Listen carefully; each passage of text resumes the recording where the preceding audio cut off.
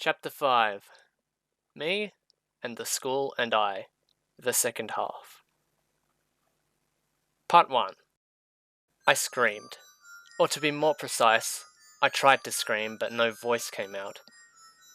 Even as I silently screamed, I didn't take my eyes off what was in front of me. Observation, just like always. That was my job after all. There was an ornately decorated round white table with a white chair on the sprawling campus grounds. On top of the table sat a teacup that was, you guessed it, primarily white. It looked like someone had been having tea time there just a short while ago. Byakuya-sama's corpse had fallen to the side of the tea set. Eyes closed, head resting on the table, and arms and legs crossed, undisturbed from their habitual pose. Byakuya-sama looked at a glance like he was simply taking a siesta, but a line of blood ran down from the corner of his lips, and his throat was not moving. I have to commit this whole scene to memory, I thought, and hated myself for it. The time was 11:37 p.m. I noticed now that in the sky darkness had eaten away at the moon until only a slim crescent remained. This was the end of the midnight sun. Normally, I would have been able to resist lingering on such dull metaphors, but Byakuya-sama's death had broken me, so now I was incapable of proper composition or proofreading. Two people in lab coats were watching me as I was in such a state, a small girl and a man holding an umbrella. They were the Hasegawa Research Institute who killed Byakuya-sama. I boiled with murderous intent. The impulse to slaughter them where they stood shot through me, but my spirit kept itself in check with the idea of questioning the two of them about what had happened.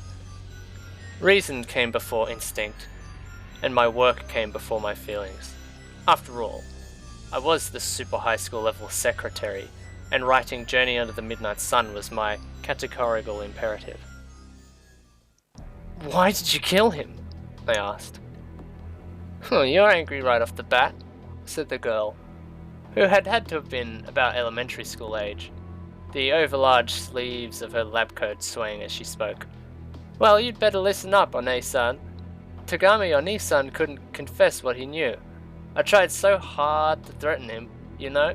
I said, 'Hey punk, I'm gonna stick a grilled bamboo skewer under your fingernail and pour piping hot wax down it.' But he wouldn't listen. It was totally out of my hands. Oh, by the way, I'm the chief here." "Not chief?" "I came here on a business trip from the Hasegawa Institute's Hokkaido branch. A pleasure to make your acquaintance, punk."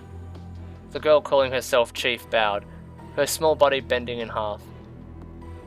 "The body of a child, the authority of an adult. What I mean is, you'd better be real careful to show your respect to me, the chief. Just die." Oh, that didn't sound like respect at all. It's almost as if I was being plain old made fun of. Weird, but even if I have this lab coat and I'm like super popular at school, even I'm crying. I hope you're proud of yourself, making a little kid cry. Later you're gonna be in big trouble. As the chief's body started convulsing, the man holding the umbrella slipped something between her lips with nimble fingers. Nom nom nom. Phew, that was dangerous. Look, I'm a genius, so my brain burns through sugar super fast. That's why if I don't take some sugar very often, I get hypoglycemic. You want one too? It's a Rocket Thai Murasei butter sandwich. It's my stabilizer. It's 165 calories. "Let's proceed with the conversation, Chief," said the umbrella man. "You've been running your mouth ever since we were first introduced, but you haven't even shown the slightest indication of your genius." "Ah, this is my subordinate." "That's subordinate. He is subordinate to me." "I am Kanai, the subordinate." The umbrella man bowed his head. "All right, Kanai-kun, my subordinate Kanai-kun, my errand boy Kanai-kun, my toilet slipper Kanai-kun. You'll be explaining things in my place." "Understood," the man called Kanai said with a polite nod before turning to look my way. "Allow me to explain in place of the chief. As you know, the Hasegawa Research Institute researches anything and everything. We will not be satisfied until we have researched everything from the beginning of our universe to the reason why the Tower of the Sun has those arm-like protrusions. Essentially, until we have researched every nook and cranny of all of creation. For some time now, we have had a particular interest in the secret to the Togami family's prosperity. However, as we have had no probable cause to pick a fight with the ruling Togami family, we have kept our hands to ourselves. Yet now that this world domination proclamation has been issued... Hey, Kanai-kun! Chief, a lady chooses to listen to long-winded explanations until the very end. Well, my brain wants sugar. Didn't you just eat a butter sandwich? It's because I'm a genius, so I get lightheaded.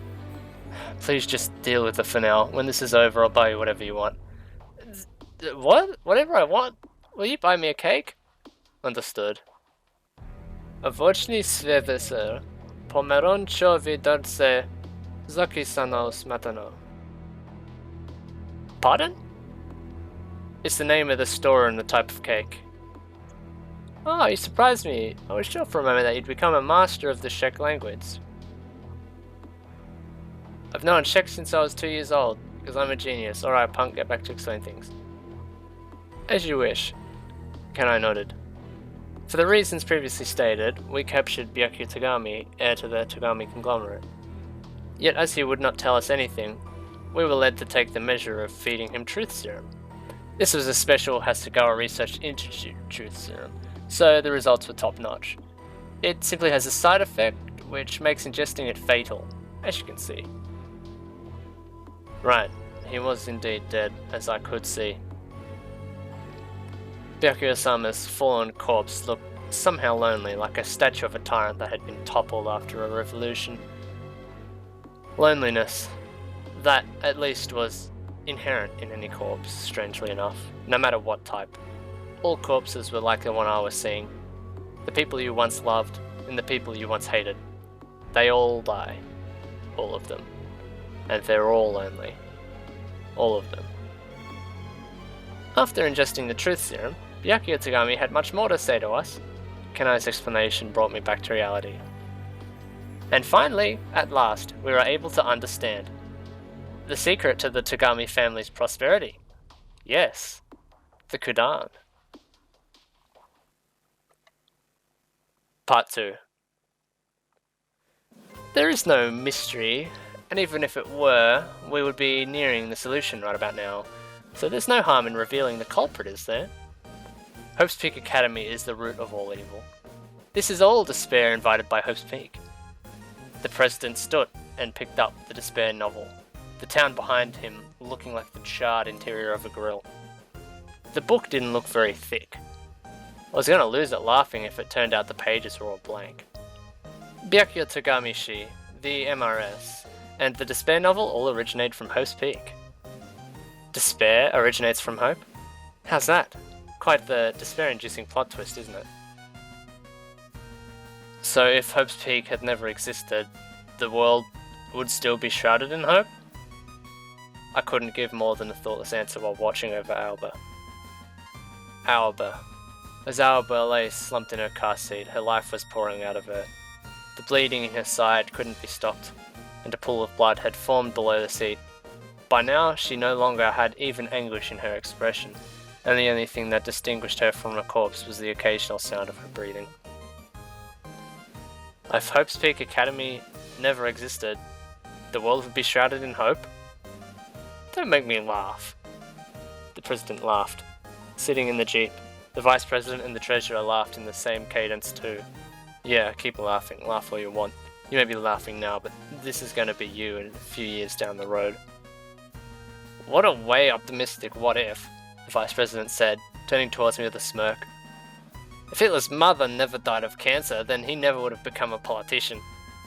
And so then, World War II never would have happened. And so then, Mutsuo Toi would never have become a mass murderer. And so then, the Village of Eight Graves would never have been written. That's basically what you're saying. Alright, then the Village of Doom wouldn't have been written either. But aren't I right? I stick to my guns. Without introduction, there's no development or twist or conclusion either. 1940. The president named a year. The Second Sino-Japanese War had become a quagmire, and Sapporo's Winter Olympics vanished as if they were a dream. However, it became decided that they would host 32 years later in 1972, through the people's hard work and passion. Where did this come from? Well, we do not know if it will take 1 year later or 100 years later, but one day a major earthquake will hit, and one day a plane will crash, one day an epidemic will sweep through the population, and one day a war will begin. The sun will die in 5 billion years, taking the earth with it. The Bodhisattva Meteorite should arrive in 5.67 billion years. But if the earth is gone by then, I'm not sure what he plans to do. Seriously, where are you going with this? That which is meant to happen will always inevitably happen. Here's the deal, the Vice President followed up. He means even if the thing that we call Hope's Peak never existed from the start, a catastrophe like this would definitely still happen someday. Huh. Then if Hope's Peak didn't exist, how would my life have turned out? Maybe somewhere out there existed me, number one, the die-hard corporate cog working in the big city, or me, number two, the farmer out in the boonies, or me, number three, the novelist working his ass off to make it. I couldn't really imagine it. Even if Hope's Peak had never destroyed my hopes, I felt like I would be still in the same situation. I'd still be hopeless. My dreams would still never come true, and I'd do things like read books, and not read books, and go into the world, and not go out into the world, and live, and not live. I was me. I wasn't me number one, or me number two, or me number three. What made me me wasn't a hypothetical, it wasn't a process, it wasn't a talent, it wasn't a job, it wasn't a life. I was me because I was there in that moment.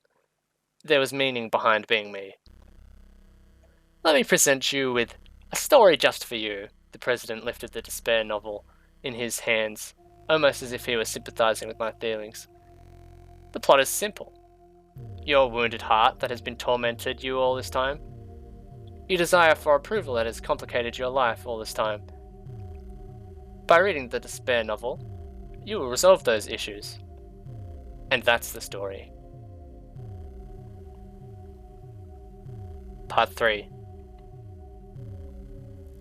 Box equals search result number 69010922. Class data title Kudan miscellaneous information disclosure level 4.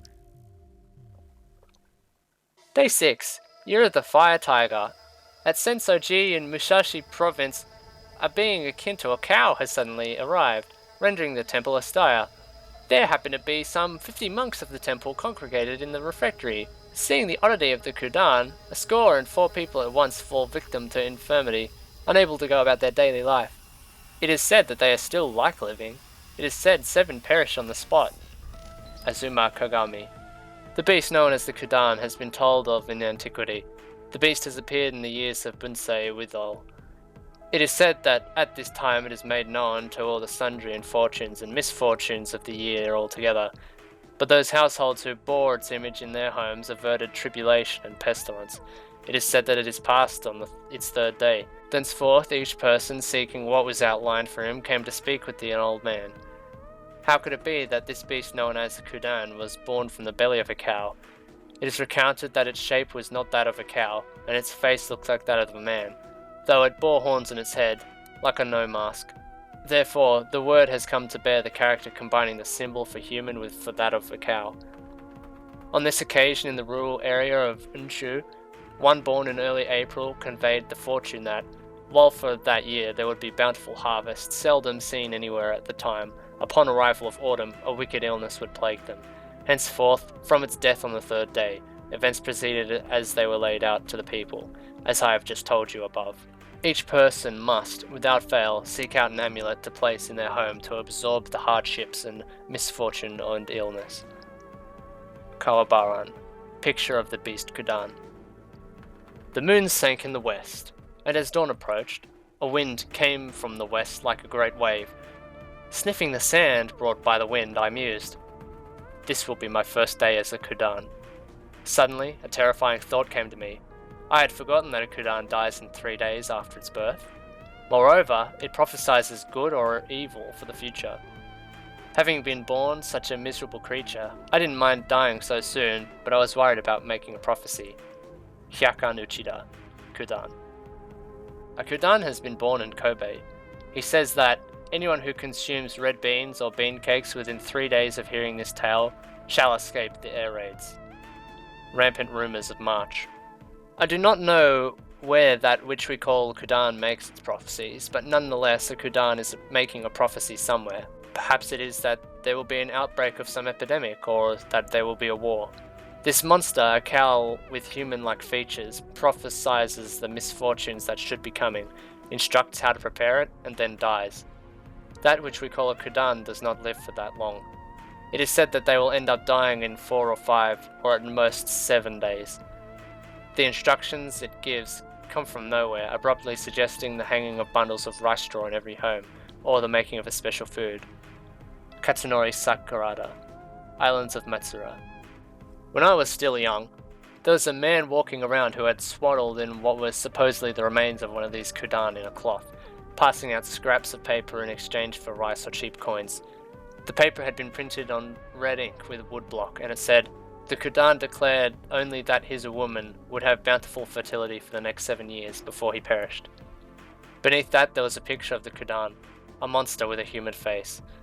The man came by when I was out of the house and left a scrap of paper. But apparently my family got to see for themselves the dried Kudan in the man's bundle of cloth, and told me it was about the size of a kitten. Judging by the print, it seemed like the Kudan was born from another human mother, but I never saw or heard anything about it after that, so in the end, I don't have the least idea. Nishi Harima, Folklore Anthology. A Kudan, or spirit, a calf that understands human language. Whatever it says is true. Thus the saying, as if a Kudan had said it, was born. It can sometimes be heard even today in the Kyushu and Chugoku regions. Once it is born, it only lives for about 4 or 5 days. Most foretell epidemics or wars. A complete dictionary of Japanese folklore. It seems you do not understand what prophecy means. It is a prophecy because, however many things you might try to do, no matter what, it will happen in the end. Mickey Bird, Pasiphae's Banquet. And so, after hearing the almighty Kudan's prophecy, the child said, "I will take care of the world. I will put everyone at ease." Journey Under the Midnight Sun. Part 4. Hope's Peak was full of worrywarts. They loved Hope so much. A hopeless world became their despair, the president continued. Even if an epidemic spread or nuclear war broke out, that wouldn't mean the end of the world to the Academy. As long as there was at least one hope, no matter what happened to the world, it wouldn't be despair. What freaks those guys are out in the most state of world politics or natural disasters. It's more like the instant despair takes hold of people, picked up the Vice President. That moment where all of humanity shouts, "I'm in despair." "Woohoo! Hope's Peak's got no faith in the average person," said the Treasurer. Before long they were just obsessed with their fantasy of a talent so extraordinary it could be called humanity's hope, ruling the world for them. It's the perfection of a new monotheistic religion. Of course, monotheism without a god would be nothing more than nonsense. They artificially created the god they were looking for, super high school level hope. They used the funds they'd siphoned out of their sponsors in the reserve course as freely as water. I do not know whether or not their project has reached a completion. The world remains in chaos, so I suppose they must have failed. That's not the plan that attracts our interest anyway. The president lifted the despair novel once again. He was treating this bunch of printouts on the coarse paper as if it was some kind of sacred tome or something. There was a book known as The Complete Manual of Suicide that was popular a while back. I knew that book. I was reading that book. Drowning, immolation, hanging, poisoning, electrocution, jumping to your death. It was an instruction manual filled with ways to commit suicide. I can tell by your face that you've already read it. That should speed up the conversation then. When that book was published, with each and every way to commit suicide in it, those who were suicidal flocked to it. Not because they wanted to die, it was because they didn't want to die. Right, people who wanted to die Die. Die but in equal measure. Wanted to live. Live. Live sought the healing power of the complete manual of suicide. It was a top-rate catalogue of suicides, but it was also the top-rate suicide prevention book. It seems like a cheap paradox, but the complete manual of suicide stripped away the power from the act of suicide itself. While on one hand, Hope's Peak Academy was creating the super high school level Hope, on the other they were thinking of what they could do themselves, said the president, still lifting the despair novel in the air. When despair took hold of humanity, they could not bring about hope. Could they not create a manual, a supplement, a gospel to serve that purpose? They used the same method as the complete manual of suicide. They planned to create a system in which reading a book with each and every type of despair would make them all the more hopeful. So we sold that system and abused it. That is the true nature of the despair novel. We scattered it, just like a mystery. Just like sowing seeds. Then we just needed to wait for those seeds to spread throughout the world, to burgeon, to bloom. Even if mystery dies, its framework remains and its curses remains. The president took a breath, and then looked at me again as if evaluating the influential effectiveness of his words. Now I may have rushed through this revelation of the solution, but that's about the size of it. Do you understand now? How could I ever? I opened my mouth for the first time in a long time. Why do people from one of the affiliated schools know highly classified information like Hope's Peak's true motives or the super high school level Hope? We told you not to underestimate the affiliate schools, said the vice president. Hope's Peak is already done for. They've tried to build a skyscraper on a sand dune and it's already falling apart. They're on their last legs. They'll probably collapse within the next few years. Collapse? Hope's Peak? My beloved, detested Hope's Peak was going to collapse? The school's hit its limit.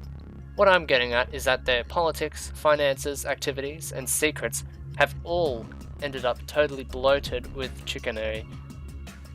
It's on the verge of blowing up in their faces. Even without us sticking a pin in, the balloon's gonna pop. The end of Hope's Peak Academy? Those words triggered something deep inside of me. Or more bluntly, they shocked me. To me, someone who took for granted the fact that Hope's Peak would exist forever, this was dire news. I was hurt like a child whose favourite soccer player was going into politics instead. I'm ashamed to admit it, but I was about to cry. I had to sniffle. I was completely defenseless against the pain in my heart. Watching me crumble, the Hope's Peak Academy affiliated Junior High School Mystery Research Society seemed deeply, deeply amused. Now I understand why these people abandoned Hope's Peak Academy, despite being so desperate to enroll there that they were grasping at the straws of the affiliated school name. They chose to fill the world with locked rooms instead of enroll in the main course because they were losing Hope's Peak, the foundation of their identities. Hey, better than coming up with excuses when they weren't let into the main course, right? The first thought was sarcastic, but at the same time I sympathized with them, synchronized with them. We all loved Hope's Peak. We were all sad to lose Hope's Peak, but had never really had Hope's Peak in the first place. In that sense, we were all in this together. Hope's Peak Academy is ending, but we are not. There's no greater despair in this. With an expression on his face that was almost a bitter smile, but not quite, the president handed me the despair novel. Why? Why are you trying to get me to read that? I want to see you despair. My despair? You made it to adulthood without any particular talent. Black and blue from the world's abuse, not acknowledged by anyone, and yet you resisted becoming a mole. You didn't read the despair novel like all the rest. You didn't join them in their song and dance of complacency, going around in circles. Isn't that enough of that? Everything you could do alone is over now. He looked to me like a kindred spirit. I watched my hand move on its own to take the despair novel. You're permitted to read this despair novel. You're permitted to let yourself be possessed by despair and get back some self-respect. That being the case, then this would be where the game began. A game with a choice, to despair or not to despair. Two options appeared. Read the despair novel, or not to read it. What should I do? Which should I choose? Which option will bring me hope?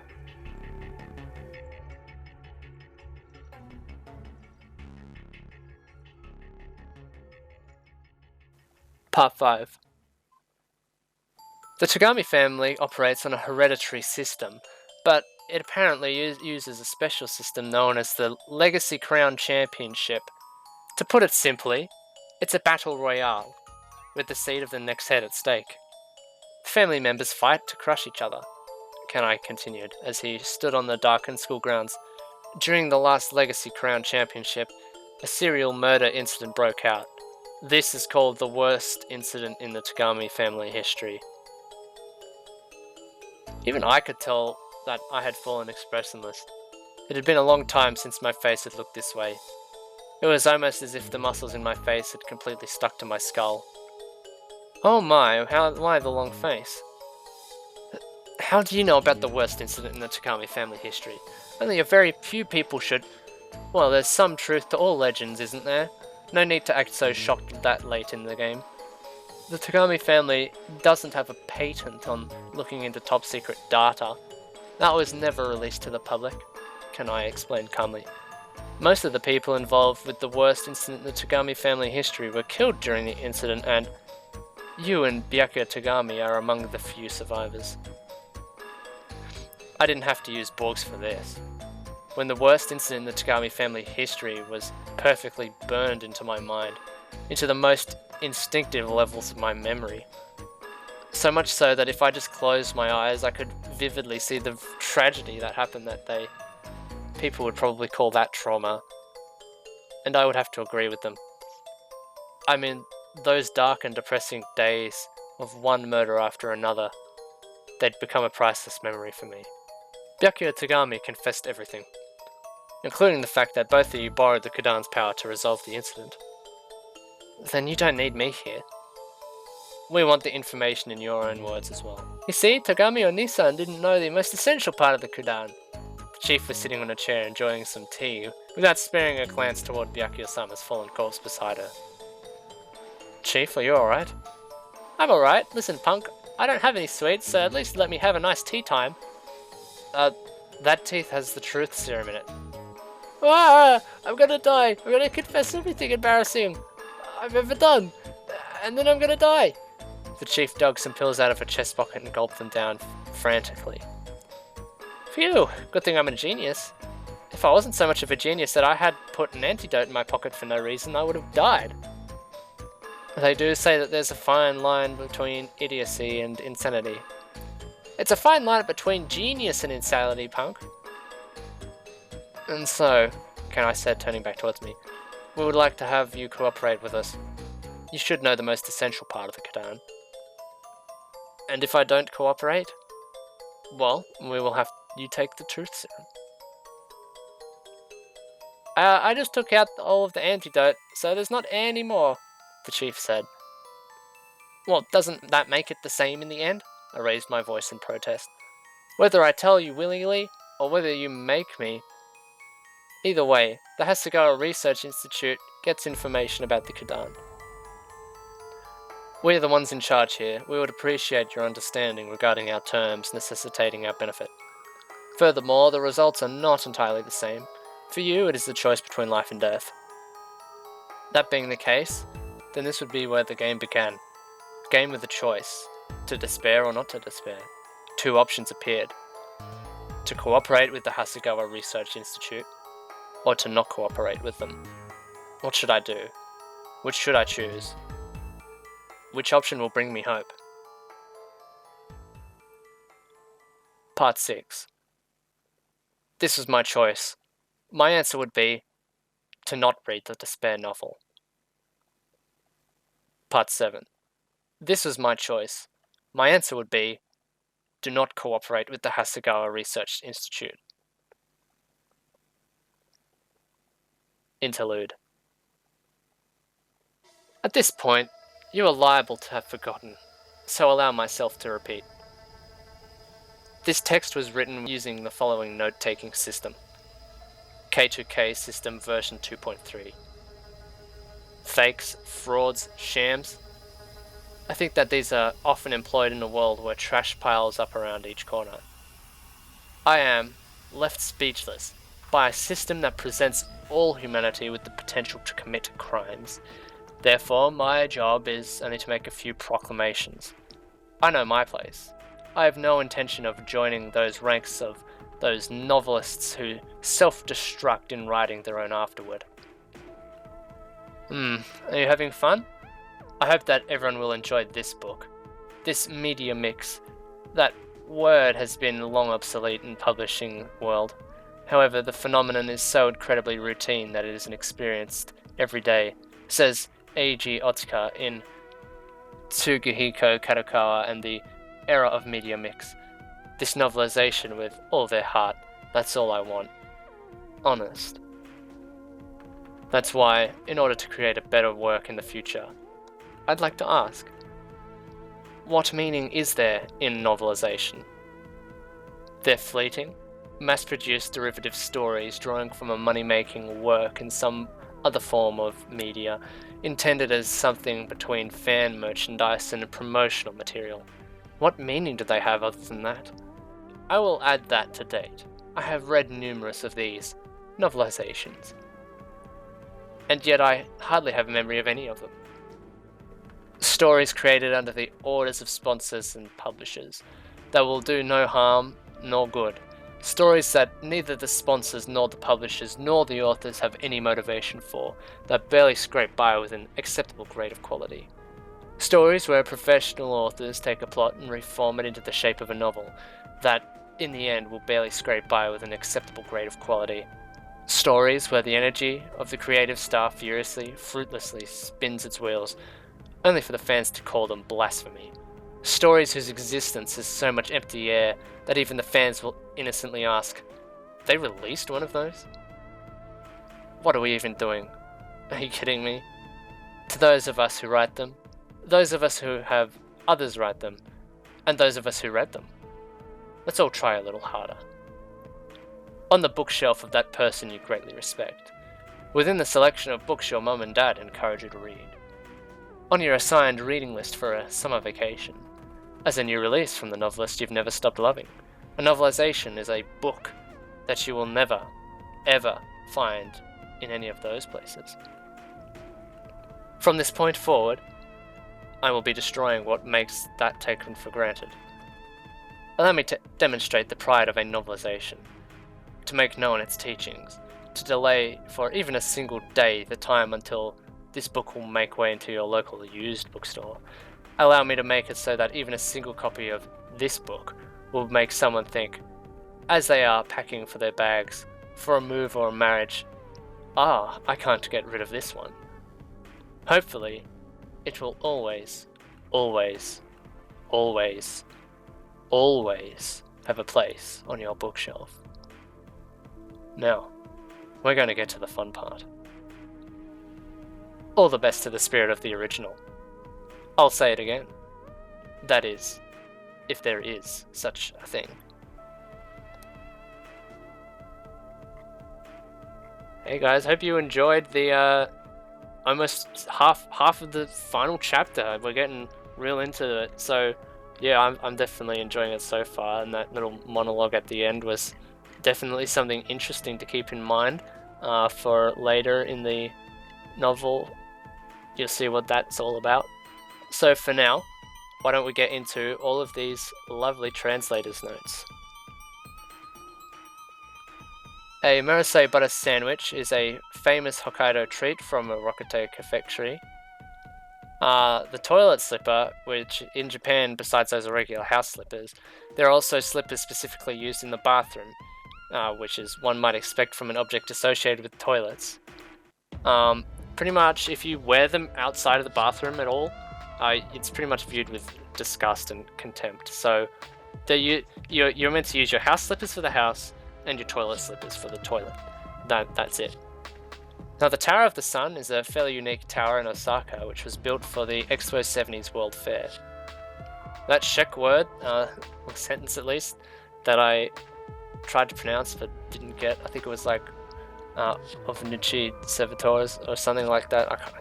I can't remember how I said it. It took me like 10 minutes to memorize how to say it. But that's a dessert shop which is local to Prague. The chief asks for an orange cake with sour cream, which is basically the orange on that page. And it was pretty hard to see. Also, one thing to note is that entire sentence was actually written in katakana and not in shek, which kind of made it even more difficult to understand for the translation.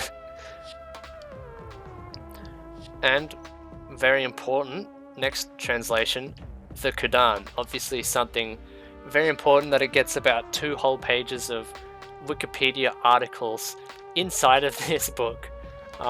So the Kudan, if you didn't understand by now, is a yokai, which is a sort of a Japanese sort of spirit or ghost in their folklore. But it takes the form of a cow with a human face, and it basically tells the future with 100% accuracy, unlike Hagakure. So basically Hagakure is a really terrible version of a Kudan.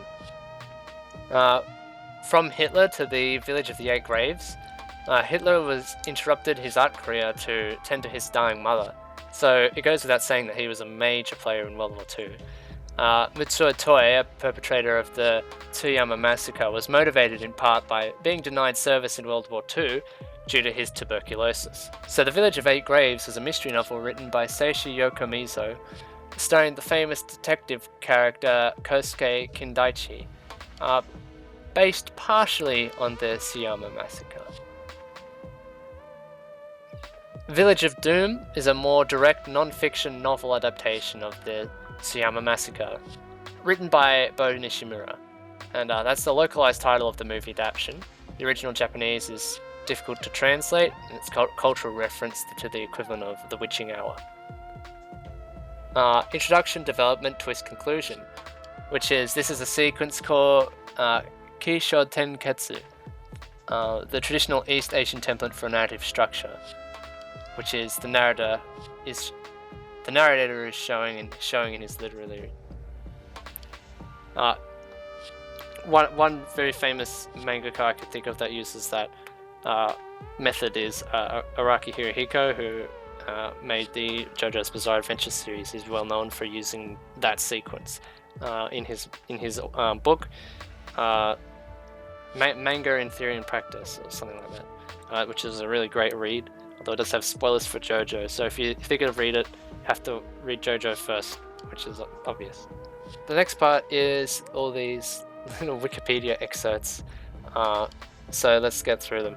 So first and foremost, there's probably some mistakes in the translation because a lot of the text was archaic, but it probably doesn't matter too much because these are basically just reference quotes that are mostly from real life publications.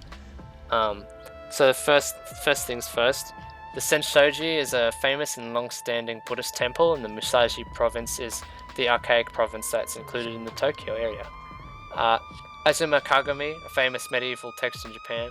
This is more or less an actual quote with a disclaimer above it that it was probably mistranslated in places. Not to be confused with the characters Kogami in Danganronpa, don't confuse them. And also not to be confused with the Kagami family saga, which is another one of Yu Sato's writings. Bunsei is a Japanese era spanning April 1818 through to December 1830. Unshu is a variant name of Izumo province, another archaic province that today is part of the Shimane prefecture, which is a sparsely populated area. The Kawaraban were early Japanese newsletters made with woodblock printing. This is also a real quote, and you can see the Kawaraban being quoted in it if you look it up. Hyaken Uchida, which was from a short story, which the translation has already been done by Nancy Beckman. So, Rampant Rumors, which is a translation that was pilfered from Wikipedia, which is from the Kudan page on Wikipedia. Pasiphae, which is the mother of the Minotaur, the bull-human hybrid in Greek mythology. And 9, to take care of. Though this is Seifuku, the word used in the phrase is world domination. It is written here in hiragana, inviting the reader to think of different kanji the word could take. Seifuku could always also mean other things. The alternative that makes sense in context is happiness, and making it I will make the world happy. But it also should be noticed that happiness kanji is not as often turned into a verb, but I think the double entendre is intentional. Therefore I use take care, which can be interpreted as either a threat or genuine offering and assistance. Bonus trivia to chew on: the character saying these lines uses boku and a more effeminate language than Byakuya uses, which is he uses ore, which is they're all basically lines of saying like me or I, kind of like watashi and all that, kind of like in the chapter title, how it's literally just like two eyes, which doesn't make sense in Japanese but not in English. And finally, a media mix. So this term refers to the Japanese development of media franchises, taking intellectual property and expanding it further into many media forms, such as Danganronpa does in spades, including with this novel, along with other popular franchises these days. The essay that is quoted in Japanese, but there is an English language article discussing the concept in Japanese culture as well that you can look up.